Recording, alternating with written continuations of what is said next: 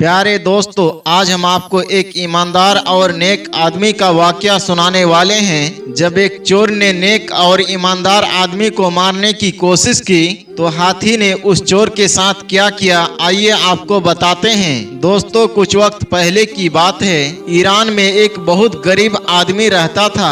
मेहनत मजदूरी करता लेकिन बहुत ईमानदार था और इबादत गुजार इंसान था। वो मजदूरी करने वाला शख्स हलाल रोजी इस तरह से कमाता था कि एक जगह से सामान दूसरी जगह पर पहुंचाया करता था। अब क्योंकि वो ईमानदार था, नेक दिल था, तो लोग अपना कीमती से कीमती सामान, चाहे वो कितना भी कीमती क्यों ना हो, उसके जरिए ही दूसरी जगह पर पहुंचाते थे। और जैसा वो आदमी खुद था, उसने अपनी इकलौते बेटे की तरबियत भी वैसे ही की थी। लेकिन उस बच्चे की माँ नहीं थी, यानी उसकी बीवी का इंतकाल हो चुका था। अकेले ही बाप ने अपने बेटे की तरबियत की थी। बेटा जब बाप को रमजान के रोजे इतने एहतमाम के साथ रखते हुए देखता तो उसके दिल में ये ख्वाहिश पैदा होती कि मैं भी अपने बाबा जान की तरह रमजान के रोजे रखूंगा। अब जब रमजान का महीना शुरू हुआ तो वो जिद करने लगा कि मुझे भी रोजा रखना है। तो उसके बाबा जान ने कहा, बेटा अभी आप बहुत छोटे हैं, अभी आपको समझ नहीं है, लेकिन हाँ मैं ये वादा करता हूँ अगले साल आप मेरे साथ जरूर रोजा रखना। वो फर्मा बरदार बेटा इस साल तो मान गया और अपनी वालिद की बात उसने नहीं टाली, क्योंकि उसके वालिद साहब उससे बहुत मोहब्बत करते थे। माँ तो मौजूद नहीं थी, लेकिन बाप ने माँ और बाप दोनों का प्यार उसको दिया था, तो उनकी किसी बात को टालता नहीं था। जब अगले साल रमजान शरीफ का महीना शुरू हुआ तो उसने अपने बाबा जान से शुरू ही से कहना शुरू कर दिया था कि मैं पहला रोजा रखूंगा। इस बार बाप ने उसकी बात को नहीं टाला और कहा कि हाँ बेटा, मैंने वादा किया था और आप मेरे साथ रोजा रखेंगे। पूरी रात वो बच्चा इसी खुशी में जागता रहा कि कल मैं रोजा रखूंगा। जैसे ही सहरे का वक्त शुरू हुआ तो उसने अपने वालिद को उठाया और कहा, अब्बू सहरी का वक्त शुरू हो चुका है, चलिए मेरे साथ सहरी कीजिए। दोनों बाप और बेटे ने एक साथ सहरी की और मस्जिद में जाकर नमाज अदा की। फजर की नमाज अदा करके दोनों बाप बेटे घर पहुंचे तो वहां पर एक अमीर आदमी उनका इंतजार कर रहा था। वो शहर का बहुत रईस और सेठ आदमी था। करीब जाकर बाप ने पूछा, मैं आपकी क्या खिदमत कर सकता हूँ? तो वो कहने लगा कि मैं जानता हूँ तुम बहुत ही ईमानदार और नेक आदमी हो। मेरा बहुत कीमती सामान है, ये सामान मुझे जल्द से जल्द अपने गरीब रिश्तेदारों तक पहुँचाना है। अगर तुम मेरी बात को मानते हो, यानी मेरा सामान पहुंचा देते हो, तो मैं तुम्हें इसके अलावा बहुत सारा इनाम दूंगा। और मेरी ये मजबूरी है कि मैं तुमसे ये काम करवा रहा हूँ, लेकिन इस वक्त मैं तुमसे ज्यादा और किसी पर भरोसा भी नहीं कर सकता हूँ। अब क्योंकि वो आदमी नर्म दिल था और उसका काम यही था, वो कहने लगा, हाँ ये काम मैं आपका जरूर करूँगा, आपका ये काम हो जाएगा इंशाअल्लाह। बाप ने बेटे को देखा तो बेटा बहुत उदास था, लेकिन बाप ने समझाया, बेटा ये तो मेरा काम है और आए हुए काम को छोड़ना इस तरह से ठीक नहीं। मैं इंशाअल्लाह इफ्तार तक तुम्हारे पास वापस आ जाऊंगा। और यूं वो आदमी सामान लाद कर वहाँ से चल पड़ा। जब वो सामान लाद कर जा रहा था तो रास्ते में एक दरख्त के नीचे एक आदमी उसे नजर आया जो बहुत बीमार लग रहा था। उसने करीब जाकर पूछा, भाई खैरियत तो है, क्या हुआ आपको? तो वो कहने लगा, मैं भूखा हूँ, 2 दिन से मैंने कुछ भी नहीं खाया है, मैं बीमार भी हूँ, अगर तुम्हारे पास कुछ खाने को हो तो मुझे दे दो। उसने कहा, मैं तो रोजेदार हूँ, मेरे पास खाने पीने का कोई सामान नहीं है। तो उस शख्स ने पूछा, तुम कहाँ जा रहे हो? तो इसने अपनी जगह बता दी, मुझे ये सामान लेकर उस जगह पहुँचाना है। तो वो कहने लगा, अरे मुझे भी वहीं जाना है जहाँ तुम जा रहे हो, चलो मुझे भी तुम अपने साथ ले लो, लेकिन मुझे सवारी पर बैठा दो क्योंकि मैं चल नहीं सकता हूँ, चाहे तो पैसे ले लो। वो नेक आदमी कहने लगा, नहीं नहीं, पैसे की कोई बात नहीं, चलो मैं तुम्हारी मदद कर देता हूँ। अब उसने उस आदमी को गधे पर बैठा दिया और चलने लगा। काफी दूर चलने के बाद दो रास्ते उनको नजर आए। बीमार आदमी ने कहा, कौन से रास्ते से चलना है? तो नेक ईमानदार आदमी कहने लगा, इस रास्ते से चलना है, मैं तो इसी रास्ते से हमेशा आता जाता हूँ। उस बीमार आदमी ने कहा, अरे छोड़ो ये रास्ता, ये तो बहुत लंबा है, मैं तुम्हें करीब का छोटा रास्ता बताता हूँ, वहाँ से तुम बहुत जल्दी पहुँच जाओगे।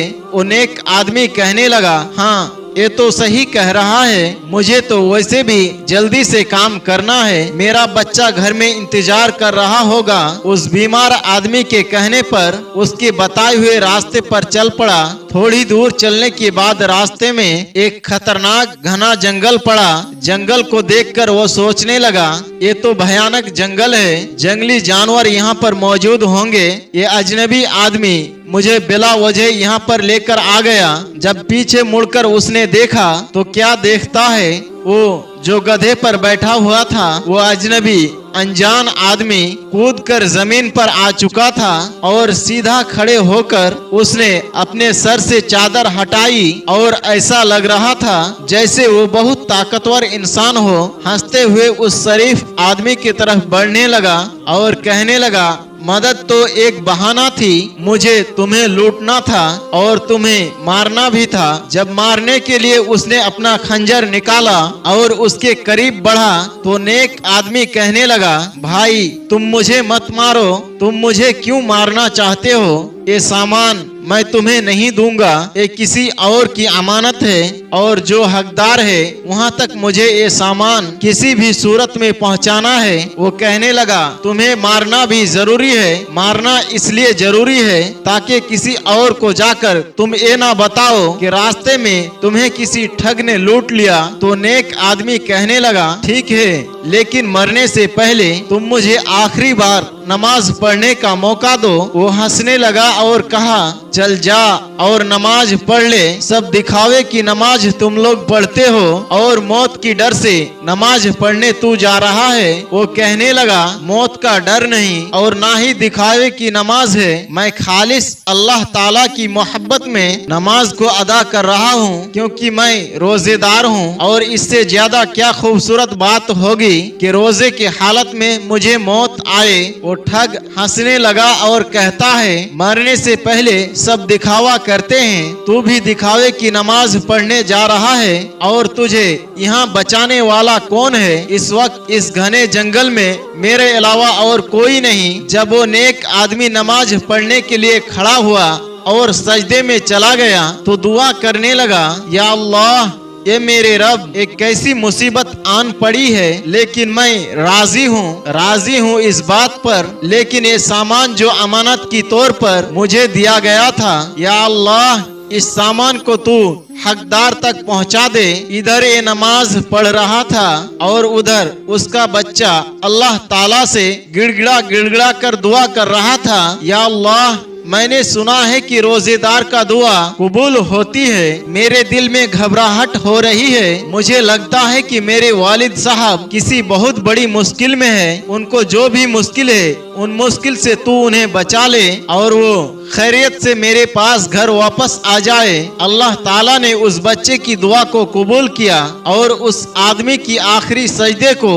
इतना मकबूल किया कि मदद के लिए उसी जंगल से एक जंगली हाथी को भेज दिया। सजदा जब तवील हो गया तो तंग आकर उस ठग ने उसको मारना ही चाहा था कि जंगली हाथी चीखता और भागता हुआ गुस्से की हालत में हुक्म इलाही से उसके पास आया और उसको अपने पैरों तले कुचल दिया। अब वो ठग मर चुका था, हाथी उसको कुचलकर उसको मारकर वहां से जा चुका था। ये बाप देखने लगा, ये क्या मामला हो गया, अल्लाह ताला ने कैसे मेरी मदद फरमाई। उसने अल्लाह का शुक्र अदा किया, वहां से उठा और जल्दी से अपना सामान लिया और जहां पर पहुंचाना था वहां पर सामान पहुंचाकर वापस घर खुशी खुशी आ गया। इफ्तार का वक्त बिल्कुल करीब था। बेटा तड़प कर अपने वालिद के लिए रो रहा था। माँ तो थी नहीं, बाप की चाहत में उसके आंसू निकल रहे थे।